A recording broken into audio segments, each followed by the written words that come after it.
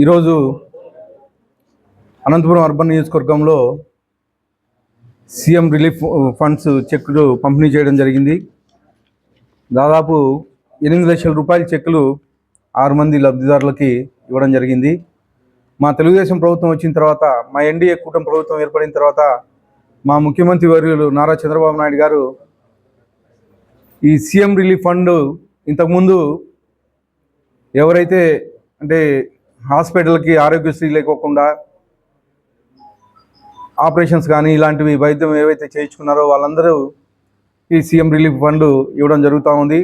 దాదాపు ఇప్పటి వరకు మా అనంతపురం అర్బన్ నియోజకవర్గంకు మాత్రమే 60 లక్షల రూపాయలు ఈ 6 నెలల్లో ఇవ్వడం జరిగింది. ప్రతి ఒక్క లబ్ధిదారుడు మా సీఎం రిలీఫ్ ఫండ్ ఏవైతే బిల్స్ ఇచ్చారో దాని మీద 60%, 70% తీసుకోవడం జరుగుతూ ఉంది.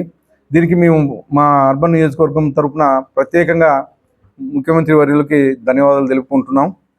అలాగే ఈరోజు సభ్యత నమోదు కార్యక్రమం కానీ గత 2 నెలల నుంచి జరుగుతూ ఉంది.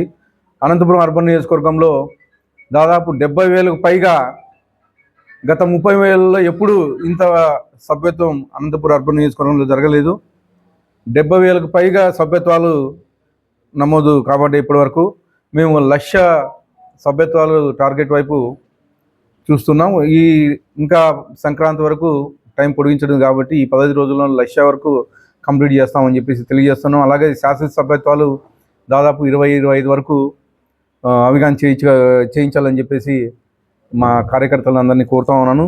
అలాగే అనంతపురం అర్బన్ నియోజకవర్గాలందరికీ నూతన సంవత్సర శుభాకాంక్షలు, అలాగే సంక్రాంతి శుభాకాంక్షలు. Thank you.